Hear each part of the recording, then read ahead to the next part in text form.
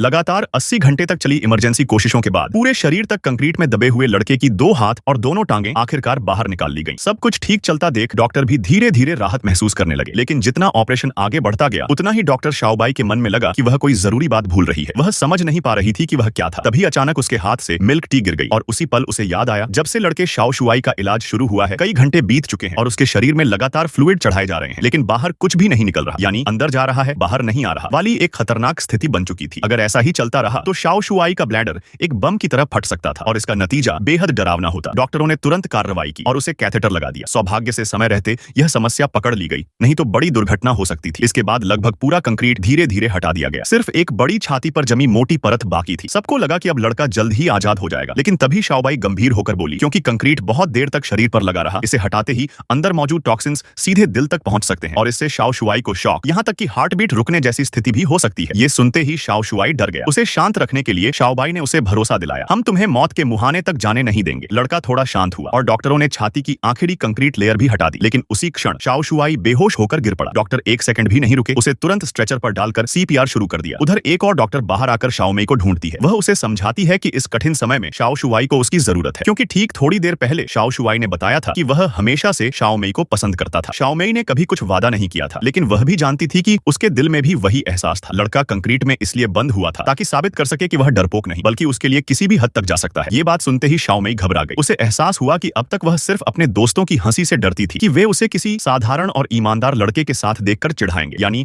असल में समस्या उसका अहंकार था। सब समझकर वह बेहद शर्मिंदा हुई। अपने अहंकार को छोड़कर वह सीधे आईसीयू की ओर भागी, जहां शाओ शुआई जिंदगी और मौत के बीच झूल रहा था। उसने बिना कुछ बोले झुककर उसे सच्चे प्यार वाला चुंबन दिया ताकि उसे हिम्मत मिले वापस लौटने की। कई मुश्किलों से गुजरने के बाद शाओ शुआई आखिरकार जाग गया और डॉक्टर भी दिल से खुश थे कि उसने आखिर अपनी खुशी पा ली।